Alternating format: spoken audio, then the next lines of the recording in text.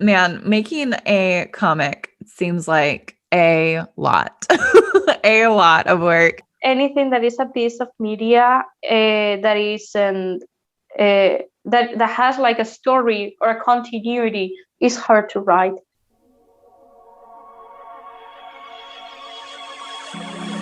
Hey there, welcome to the Winx Forever podcast. Join creator, host, and lifelong Winx fan Lola Valentine as she invites you to take a deep dive into the very cool universe of Winx Club.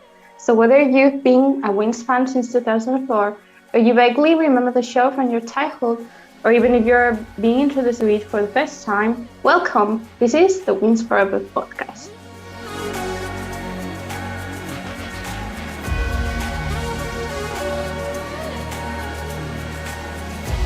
Welcome back to the Winx Forever podcast. I'm your host, Lola Valentine, and today I am joined by a very special guest whom I've recently gotten the pleasure to get to know, artist and Winxer, Maikyodels.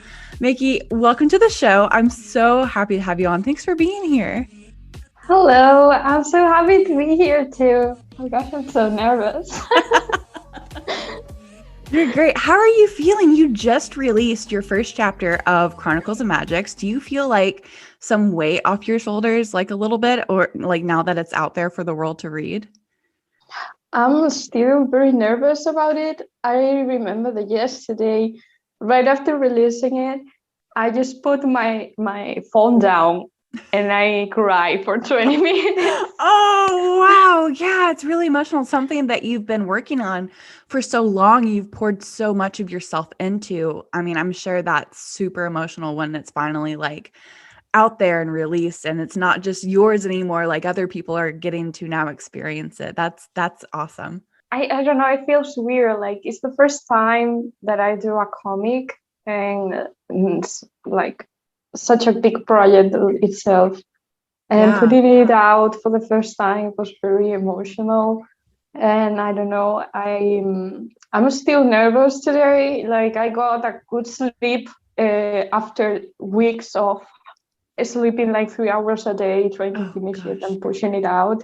Yeah. And I don't know, it was nice getting to sleep and such. And I don't know, it was like a very emotional relief, I guess. Yeah. I can only imagine. Well, before we dive into your amazing comic, which is now available to read the first chapter on tapas.io, I'd love to let our listeners get to learn a little bit about you and your history with Winx Club. So we'll start with kind of when did you first see Winx Club? Like what kind of attracted you to this really niche kind of show? This is a funny story because here in Spain, Winx Club was a huge thing back in the early 2000s. Yeah. So basically, to Winx was like a status thing here. And I remember having all the merchandise as a child. Like I got into it as a child when I was like four or five. And I had all the merchandise. I had all the magazines. I had a giant poster in the wall on top of my bed. I love it. I love it so much. And like there was this sticker album and I had all of them like trading with everyone. And I don't know, it's so nostalgic because Winx really was my entire childhood. Like I had an obsession with Winx Club as a child. So coming back to it when I was an adult, because I had this time when I, the edgy teenager, I don't like child's things anymore. Right. And then I just came back from the shadows and I said, it's time to awaken the beast again. I love that. I love that so much. And it's really funny because the reason why I decided to come back to the fandom after so many years was because the live action got announced and the season 8 just had released and everybody was complaining about it. And I saw it and I said, I gotta join this. I gotta join the drama. So I did. I basically decided to make some redesigns very close to the original designs. Like I barely changed anything. And Yeah. they go, what is it? And I said, I can do better. And I did another one. And I think that to this day, those are my most famous redesigns of the Winx that I don't like anymore, but people keep talking about and doing fan art of. And I'm just like, please stop drawing that. I don't like that anymore. Oh, that's incredible. I mean, I made it like 2 years ago. So, you know, artist things, you draw a thing and 2 hours later you don't like it anymore. Well, that's the case, basically. Right. Yeah, because you work so hard to hone your craft and to get better every day, right? And so that's only natural. Like, you know, I look at I mean, even just the first like couple episodes of this podcast that I started in January, you know, and I'm thinking like, oh my gosh, I can do things so much better now. Like, you know, like it's just a part of growing as a creative, I guess. Well, that's basically the story. Then I just like, I don't know, I made a deep dive into the fandom. I joined this group that was very big, and I didn't understand why it was so big. It's a Facebook group called La Groupix, and Yes. I still love them there. And I love everyone there. They have been super supportive of me. And to be honest, I thank them a lot for all the love and support they have shown me in the early stages of my reintroduction to the fandom. Yes. Yeah, I always say it, but the fandom is like a huge part of like why I love Winx Club. It's such a great community, and like we were talking about last night, like it's just so supportive, and you know, there's just a lot of nice people in it. So it's really nice and refreshing. To be honest, I'm in a group of people that thinks that whatever the fandom does, it's better than whatever the official Winx Club does at times. Like, we have so many nice creators, and I'm just so sad that they don't get a chance to shine, like Rainbow noticing them and saying, oh, these people are popular, people like what they do. Maybe we should ask them for advice on what we do now. Right. Wow. Wild idea. Crazy. I know. I wish that that they were more receptive to the things that we have to offer as the huge creative fandom that we are. But alas, here we are. That's okay, because we can literally make our own good content like you've clearly done with Chronicles Magics. It's incredible, like the attention to detail, the art. I just am still so blown away. I keep rereading it, like it's just so magical. When did you first start drawing? Another funny story, because I have drawn since I have memory.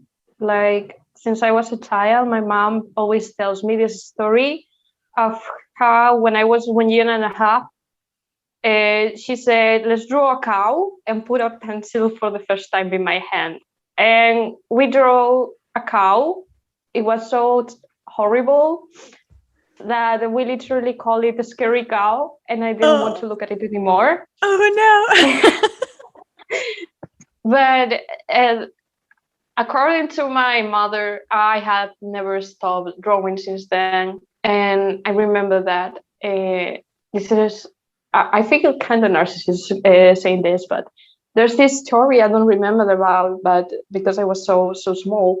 But apparently my teacher told my mom about sending me to these people with a special capabilities, or I don't know how it's called in English, because I would draw very nice for my age, and I had like some kind of understanding of depth and those things.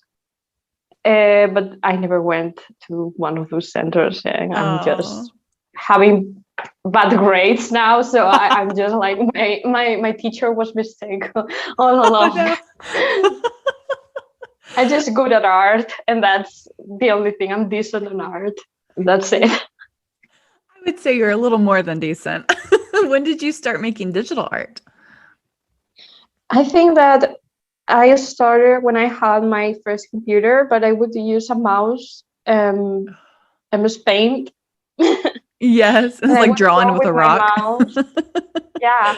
Yeah. And I would draw with my two hands on the mouse. Like I need to make this very precise. And then I moved on to another programs like Photoshop. I had my black aerograph face where I will just color everything with a black aerograph. And then I moved on to Paint Tool Say, I believe, and got my first drawing tablet. And that was a life changer for me, to be honest. And since then, I've been drawing digitally, really. I think that my first piece in DeviantArt was drawn with mouse on MS Paint. And it's from 2012, I think. Wow, yeah. That's awesome. So Do you still like to draw just with pen and paper sometimes? yeah, sometimes I do. I really enjoy watercolors, especially. Ooh, yeah. And I paint a lot in watercolors. It's just that I don't like how the end result looks like in traditional, Yeah. but I enjoy much more how the sketches look. And it's Yeah. easier for me to draw traditionally than digitally, actually. I don't know, it's Interesting. like in traditionally, the sketches flow more naturally, but I like the result, like the cleaner result that the digital has. Yeah. Yeah, that makes a lot of sense. What keeps you inspired to keep creating your art? Like you said, you've been an artist pretty much since you were born. You were born an artist. You were born to create. But what keeps you inspired to keep making your art? I think it's mostly music. Like I can't work in silence. I don't understand people who works in complete silence. I need to have something on the back of my head playing. And it's really funny because when I find a song that inspires me, I just put it on loop and I can Yes. draw for hours on end with that song on loop and just make a whole story out of one song and such. I Um, love that. and that's really interesting because I literally have YouTube folders that are like songs that remind me of this character. And I have Oh, like a playlist of all their songs, and it's like I'm just make stories out of songs for my characters sometimes. So I I think love that. music is a very big and important part of my art progress. And also, when we started like quarantine with COVID and all of this, a lot of streamers that I follow started to do role play, and Yeah. now I also work with role play on the back of my head, playing or watching videos and stuff. Really I also cool. like I also like taking inspirations from shows that I watch, like Madoka Magica, for example, is a big inspiration for me. Also, Kill la Kill, Castlevania is a show Yes. that I love, and so sad it ended. But apparently, there's going to be a spin-off, so I'm very happy about that because that show was amazing and it deserves much more attention. Yes. And Oh my gosh. I don't know, it shows and fandoms in general really inspire me a lot. I also used to do role play. I don't do that much anymore because of time and school. Yeah. But years ago, I will role play all the time with my friends, like let's ship this character of mine with your character and make a story out of it, and then I will draw it. And I don't know, those are some of the things that inspire me the most. Yeah, I love And that. What's your favorite music to listen to? What's your favorite type of music? I think I have a very wide variety of music that I listen to. I think I listen mostly to pop music, but I also like indie a lot. Yes. And sometimes I really like metal. And for example, but it's like I like metal, but that has like a sweet touch. I think that one of my favorite artists is Poppy, because yes. she's very metal, but she has such a sweet voice, and that's like, so funny. And basically I fell in love with her art, her style, and her aesthetic, and all of that. Just like Melanie Martinez, another artist that I really love. Yeah. But I think that through my Winx journey, the artists that have inspired me the most are Lordi. Not everybody talks about Lordi nowadays, but she's such a great artist. And and Aurora, and I don't know, maybe Taylor Swift has also inspired me a lot with folklore.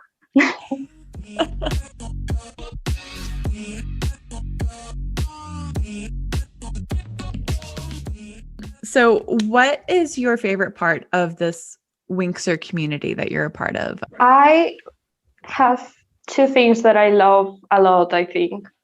First of all, is possibly the least toxic fandom that I have been in.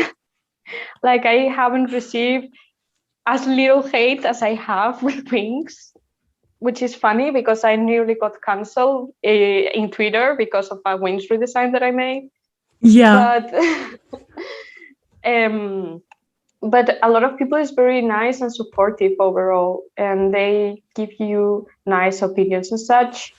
And it's not like, for example, before being in Winx, I was in Star versus the Forces of Evil, and that was just toxicity all around. People arguing about this ship being better than this other ship and making wars out of it, or you're copying my Starco child, and all the Starco childs look the same, so it made no sense. Yeah, the thing about Winx is that you can ship whatever you want and nobody will complain about it, but because they would be like, yeah, I see what that makes sense. Yeah, definitely. And I have seen really weird ships. Like, I'm obsessed with this artist. I can't remember the name now, but I have been following them for a few months, and they made Bloom X Icy comics, and I'm obsessed with them. Same. And I've never shipped them before, but then when I saw her comics, I was like, absolutely. Yes, exactly. It's like so good. I have never shipped them, but now I do, because these comics are great. And I don't know, it's like you can change your mind constantly because the fandom is so active. That you can like, oh yeah, I see what that would make sense. So I see what this pairing is good. And I don't know, it's nice. I like that about this fandom. I also like, well, the content creators in it. I have been supported by a lot of creators, especially Cuba helped me a lot. I don't know. Ivy and Down, they have been very supportive of me. Like, I don't know. I love this fandom. I love the people in it. It's really nice. And I love Unicorn of Worm. I think I gotta shout them. I make them a shout out because they are amazing and they do such a great job for this fandom. I love their video essays on Winx. Like, they're so good and so accurate. And just very funny. I have watched all their rankings like at least twice. All the rankings that they do, I watch it again and again. It's like, yes, so accurate. I cry every time. I love it. Well, Maiky, thanks again so much for being on the show today. I'm really excited to get to learn about your creative process in making your original Winx-inspired webcomic, Chronicles of Magics, which, again, is now available to read the first chapter on tapas.io. But before we dive into that, I'd like to do a round of rapid-fire questions with you. Are you ready? All right, let's try this. All right, here we go. Favorite Winx member? Aisha. I love her so much. What's your favorite season? Season 3, of course. Favorite specialist or male warrior? As much as I love Nabu and Timmy, my favorite right now is Brandon. Favorite movie? Secret of the Lost Kingdom. The other two didn't make much sense to me, so I just stick to the first one, which is the only one that is canon in my heart. Same. Honestly, same. I feel like a lot of people feel that way, but I feel that. Favorite transformation? Enchantrix, like that's superior. I remember crying as a child, seeing all the Winx die and come back in their Enchantrix form. I was like, yes! Oh my god, yes! It was And no, the epic. transformation made me feel like that. No, not at all. I agree. Favorite romantic relationship? I love Random and Stella so much, especially in the first 3 seasons. The other seasons don't exist, only 3 seasons exist, and in the first 3 seasons they are the loveliest couple of all of them. I'm really sorry. I just really love them. I love it. I love it so much. Favorite villain? Walter, I think it's obvious. Everybody loves Walter. Well, that's all of my rapid fire questions. That wasn't too bad. We're going to take a quick break. And when we come back, we will dive into the vast world of your Winx Reboot webcomic, Chronicles of Magic. Stay tuned. If you're enjoying this episode of the WinxForever Podcast, follow the show on your favorite streaming platform so that you are notified when new episodes are released. And we're back with our special guest, artist, and Winxer, Maikyodels. And it's time now to dive into our topic, which is your brand new Winx Reboot webcomic, Chronicles of Magic. So exciting. So I remember, gosh, the first time that I saw one of your illustrations, and I was just absolutely blown away by your artwork and just the creative retelling of these characters and their stories. When you would share like their bios and just things about your remake of the characters, you're just, gosh, you're so talented and so creative. And to take a story that we all know and love and put a completely new spin on it in a way that's also very familiar, but also when I read it, like I felt like I was watching Winx Club for the first time again. Like it was that magical. What inspired you to recreate the Winx Club world in Chronicles of Magic? I think that it was like after joining again the fandom, I rewatched the show entirely until season 6 because I really couldn't eat up season 7, and I tried to watch season 8 with a friend of mine, and we had to stop after the 3rd episode. So I was like, this is great.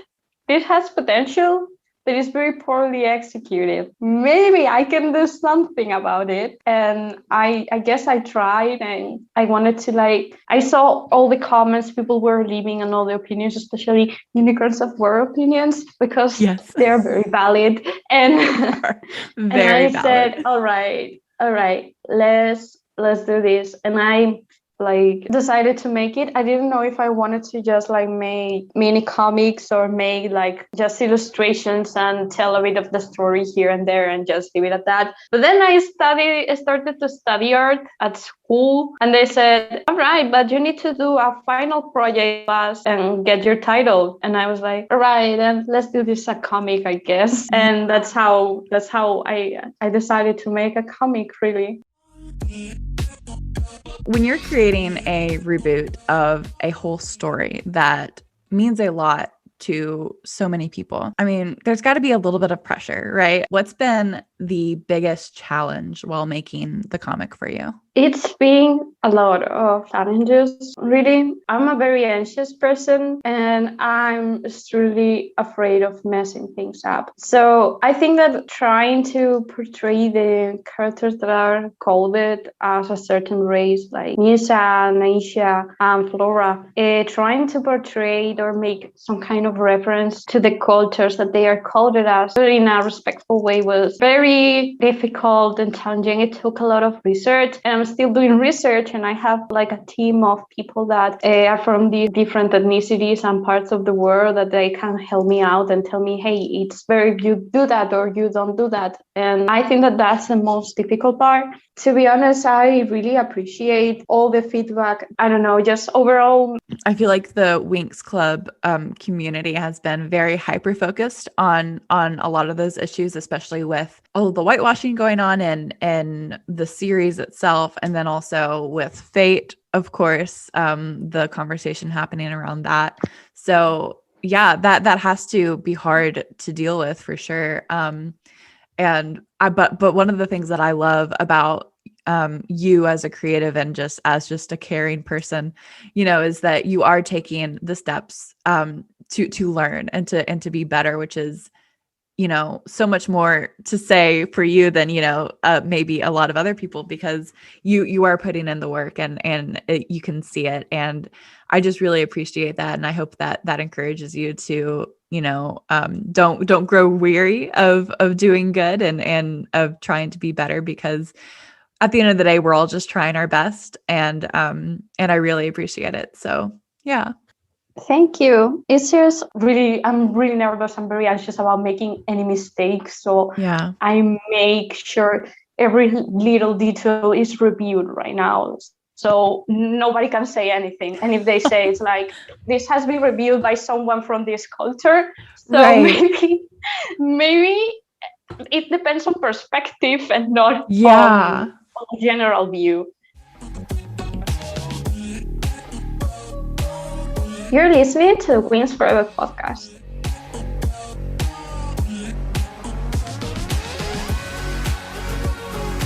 You share a lot of information about your redesigned characters and the plot lines and Chronicles of Magics on your social media and on your Discord even. Does all this information about your reimagination of the Winx story does it just live in your head, or have you written it out somewhere? What has been your creative process in recreating this world? I'm a very messy person, and I must say it's all in my head right now, and that's it. And if I or don't remember what I said, I just go back to this chat and say, oh, so I said this, so it's this thing. I'm really messy. I take notes, but then I forget where I put them, and I just have my head notes, I guess. I remember those little things, basically. Okay, interesting. So in your head, you kind of have a timeline of these big events that are happening to your characters, these reimagined Winx characters, but you're just kind of keeping tabs here and there on the things that you share on social media and versus what you have in your kind of headcanon. Is that correct? Yeah. Wow. Yeah, basically. And this is a very, very weird theme. But basically, I have a frequently asked questions section on my Instagram.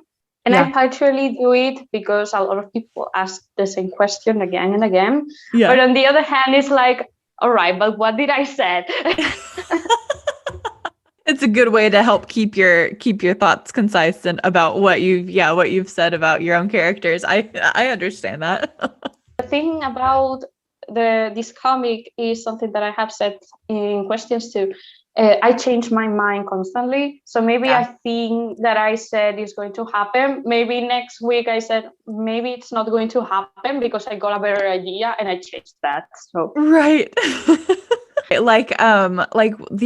couple of weeks ago, I guess, or maybe it was last month or so, you were working on your comic and you had mentioned on your Instagram stories how you're probably going to change the character design just in the middle of the comic, and because you were not happy with the way that your proportions were with the current design. Do you think that that's a result of just being so close to the project? You've been working on this for so long, do you think that that's just you being overcritical of yourself and of your work, or just always looking for constant ways to improve? What do you think that is? I think partially is that because and the other partial thing is because a lot of poses and a lot of things just look weird with the proportions that I'm currently using. So I think that more realistic proportions may help me work better on poses and all of that stuff. Because there are a lot of poses that I couldn't do because,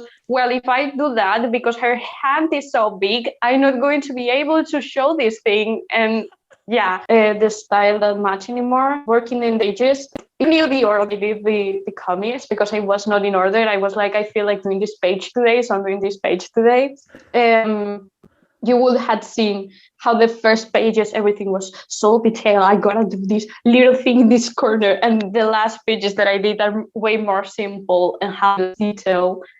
and you can't notice it when you look at the comic as a whole, because it's like, right there, some pages have more detail, some other pages have less detail. But since everything is mixed in the same thing, in the same pot, you don't really see it.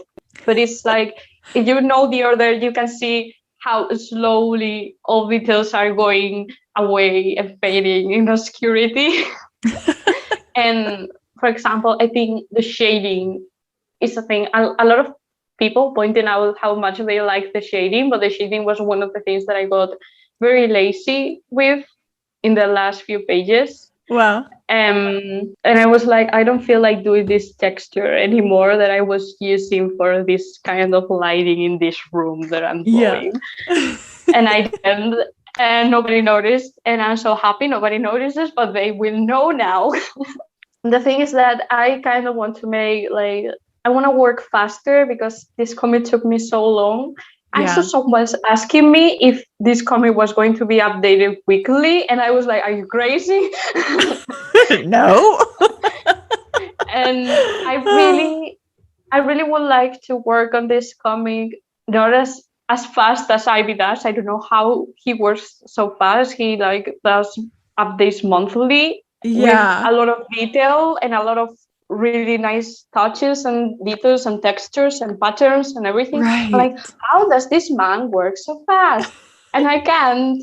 And then I'm like, all right, I gotta find a style that makes me work more comfortable so I can work faster and I can also maintain the same level quality all along. I think that it's probably, the quality is probably going to drop a bit in the upcoming pages of the next chapter. I haven't started it yet, but I think that people are going to notice the change a lot, and they're going to be like, all right, but why does it look like this now? It's kind of weird. I'm not going to change the designs because I have changed, well, I didn't change Bloom that much, but I changed Stella's design so much, and I took so long designing her outfits that I'm like, I'm going to change the style, but not the outfits, because I'm just so tired of designing outfits for her. She has like 1,000 outfits right now. Oh my goodness. I love that. I mean, it's a Stella. It's a Stella. She can afford them, but right. Oh my goodness. Speaking of redesigning characters, Winx Club has a lot of complex characters in it, right? And what I love about your reimagined Winx story is that you've added even more complexity to these characters and have expanded the universe even further with them. Who, in your opinion, was the hardest to redesign, visually or character-wise, even in your webcomic? Flora. Flora. It was Flora, and it still is Flora. The thing about Flora is, design-wise, like appearance, she's like the closest one to a classic fairy. So I want to give her that classic fairy look. But at the same time, I want to keep her not so fairy-like and make her more cohesive to the rest of the unit of the Winx and the other characters in the background. And I'm like, all right, I gotta find a middle point. And I tried. And I have been designing Flora for months and on and on and on and on. And I think people are tired of me redesigning Flora. I think someone told me, I want to draw Flora, but you changed the design so much, I don't know which Flora to draw. And I'm like, totally understandable. And I'm just really scared that I think the rest of the Winx are going to appear in episode 3. I'm just so scared of episode 3 releasing, and a week later looking at the episode like, I don't like Flora anymore. I'm changing her again. Oh no. Right now, I really like her civilian outfit. I had to redesign her it a lot again because I made it really complex, and I was like, if I have to draw her like this in every panel, I'm going to die. So I will simplify this. And I simplified it a bit. And right now I'm very happy with the design. Personality-wise, Flora is also being a mess because she has absolutely no story or development in the show. Like all the other Winx have like a sub plot going on. Like Stella has her struggle with her parents and all that stuff, and keeping her high standards as a royal fashionista girl. Yeah. Tecna has her problem with her developing her emotions and feelings and showing them. Mirza has the whole thing with Ribbon being in a toxic relationship and dealing with her mom's death and her dad not wanting her to be into music and all of that. Yeah. Bloom is Bloom. Aisha has her whole problem with her parents being overprotective as a child, and she wanted to break free from that lifestyle and struggling finding trusting other people and such things. But then you see Flora, and Flora is just there and looks pretty. Yeah, she's like, she does nothing really. She's just there. In battle, she's the first one being knocked out, and that's about everything Flora does really, because I find it really hard because I only have two powers. One power is giving a character who already has a story a bigger development, or giving a character that has absolutely no relevance. Like, for example, Veranda is going to be a character in my comic, and I already gave her a huge story out of nowhere. But then you have Flora, who is like in the middle, like she's a main character but has no plot. Then what do you do with her? Right. Yeah, man. Honestly, because really the only thing that she we see her struggle with is like having a crush on Helia in season 2, and then like, her relationship with her sister. Like that's all we get from Flora. Honestly. And it's like the relationship with her sister is not like a plot thing because they get along well. They have no problem. So it's like, right, there's no problem here. No family conflict, no anything with Flora, no spice. Her only plot is a boy, and that's it. Oh, so degrading. Oh, you're right. Oh my gosh. And it's funny because, as I said, I watched the show like the first 3 seasons, which are my main inspiration. I watched it like 7 times, and all the times I take notes. And I remember having pages and pages of notes of all the Winx. And then there was Flora. Flora is there, has a crush on Elia. That's it. I don't know. I'm open for suggestions. So everyone in the comments who wants to say, make Flora do a backflip, then maybe I will consider making Flora do a backflip.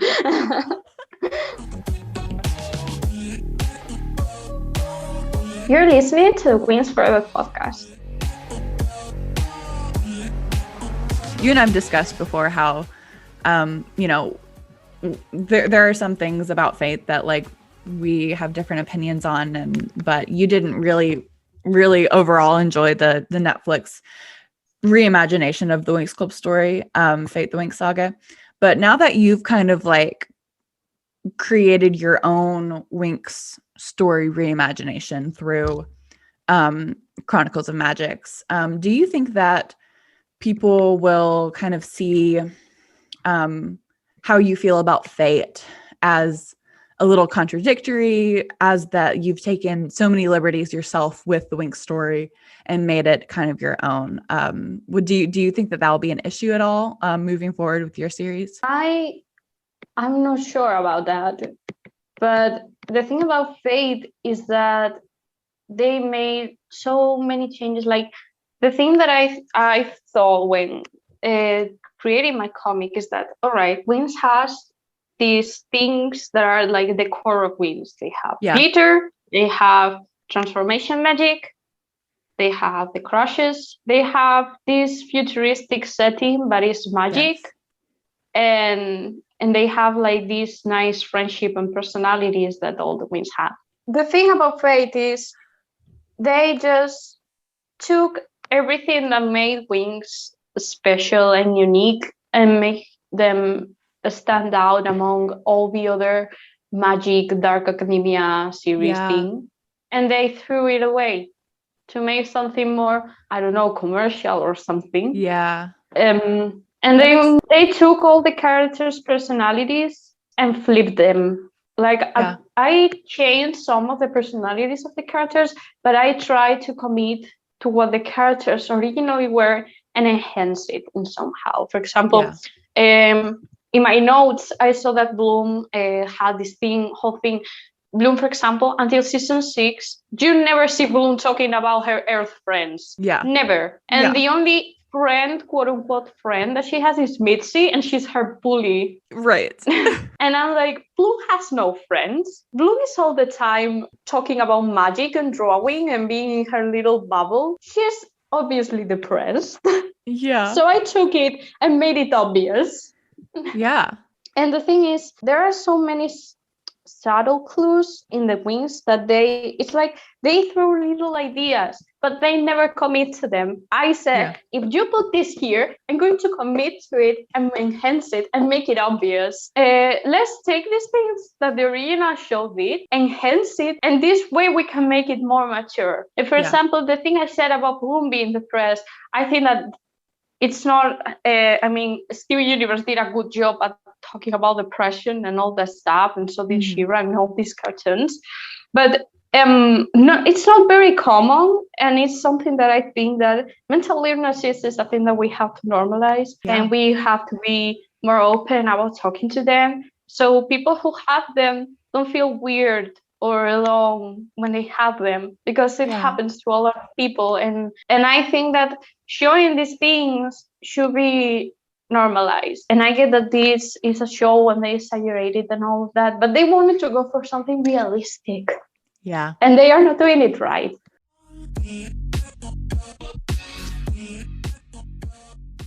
Wow, man, making a comic seems like a lot.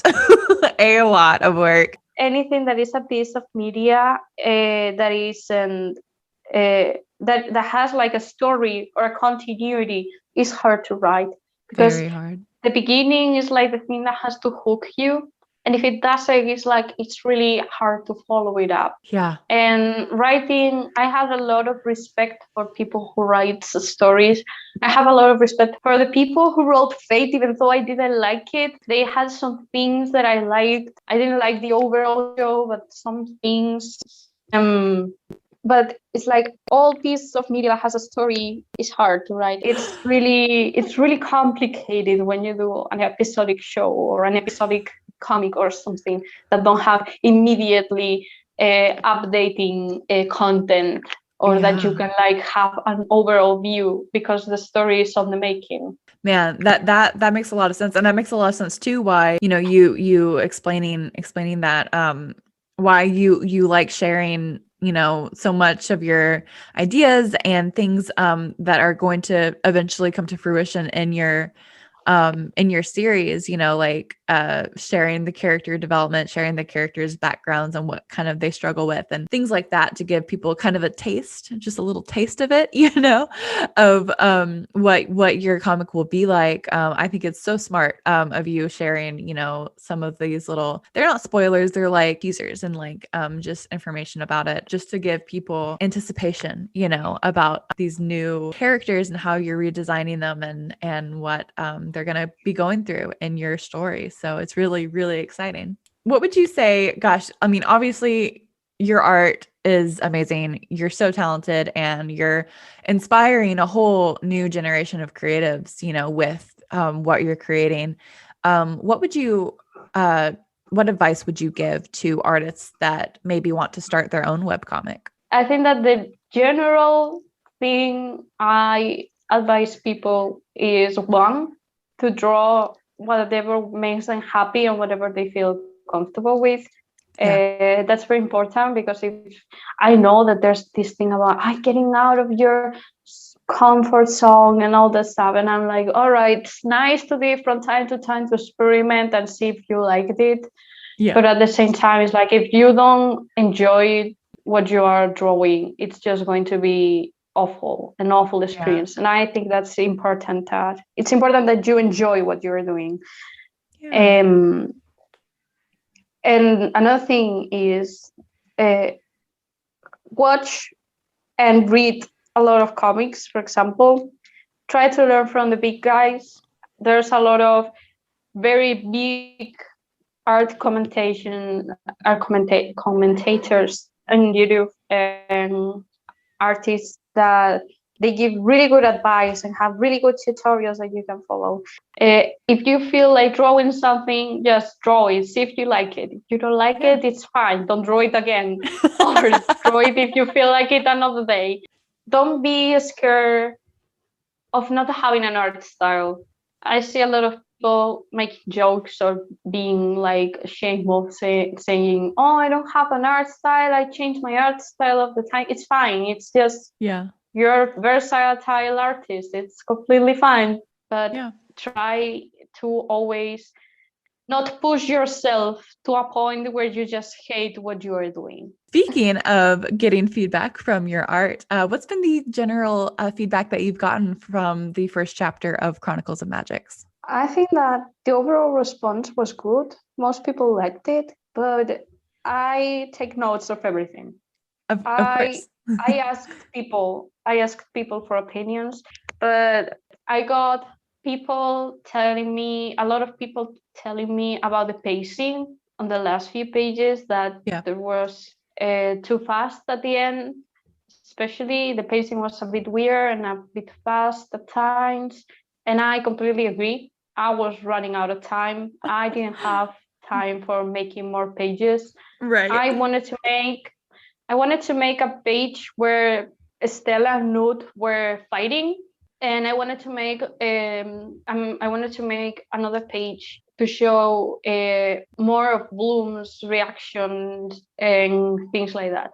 Because in the original, she doesn't just blow up all the goals in one attack. She also actually uses like 2 or 3 attacks and they grow and that stuff. I didn't have space or time for that, sadly.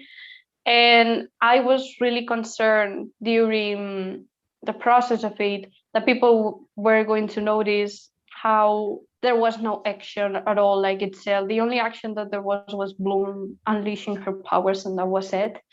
I was really sad I couldn't add any battle scene or any build up for Bloom. That felt really, that's something that I wanted to take more care of in next chapters, because the thing that I was worried about was that, all right, so I take all this time and all these pages, there are like 2 pages with no dialogue at all, with Bloom just going on about her life in sadness and being just feeling bad.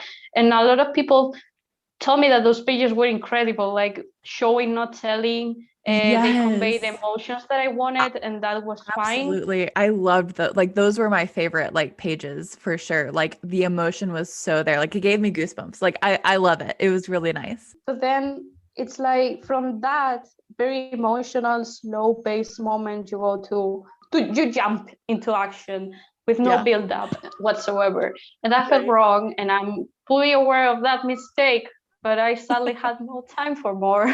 Right. Yeah. I had to deliver this comic, and I really couldn't do much more. And then some people said to me that if you don't know about Winx, you're not going to get this comic, which I totally get.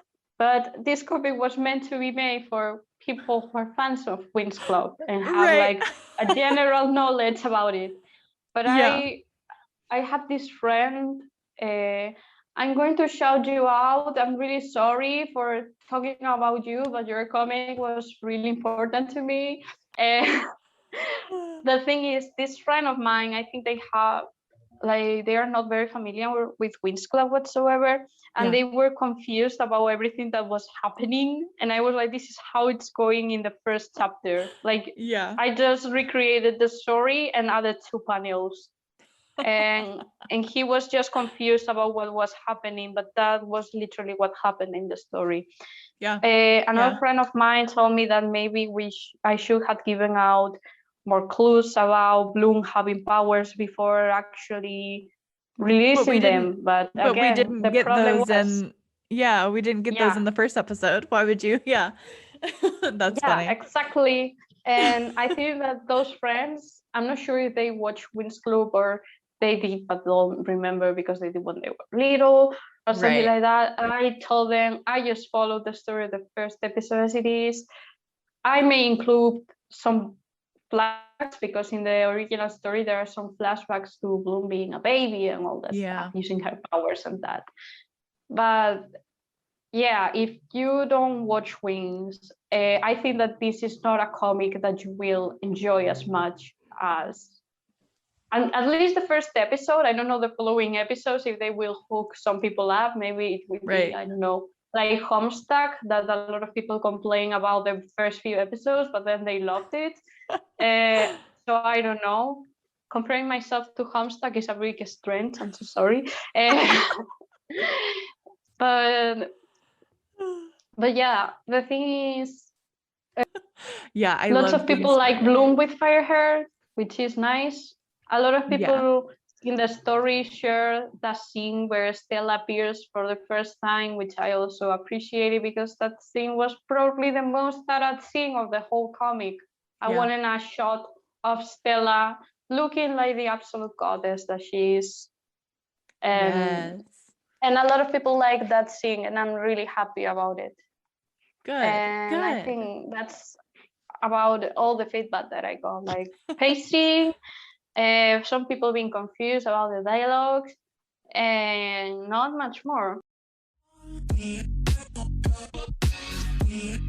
Overall, like, congratulations on a good launch, good first comic chapter launch. Like, you should be immensely proud of what you've created and have put into the world. It's such a just fun, lively comic, and from what you've shared, it sounds like you've learned a lot even through the process that will help you down the road with the rest of the comic. But gosh, thanks again so much for coming on the show today. You're incredible. Your art's incredible. I can't wait to see just what else you do, what else you create, even if it's not Winx related. Like, I'm a fan for life. Thank you so much. I'm really happy to be that I had given the chance to be here, and I'm just still very nervous after so much conversation that we have had. But I'm just really happy. I hope this podcast flourishes because it really it's a good podcast. You all have to listen to it. I'm going to promote this episode like crazy, but you need to listen to the whole stuff. Thank you so much. Oh, I appreciate it. I appreciate that so much. So where can our listeners find you and your artwork on the internet? You can find me especially on Instagram. I think that's the place where I'm mostly active. I'm around Twitter sometimes, not that much anymore. And sometimes I'm also active on Facebook. So I think those are the places where you can find me best, besides tapas, of course. Yes. Awesome. Well, I'll be sure to link all of your socials in the show notes below so that they can follow you on all the places. Maiky, you're amazing. Thank you so much again for being on today.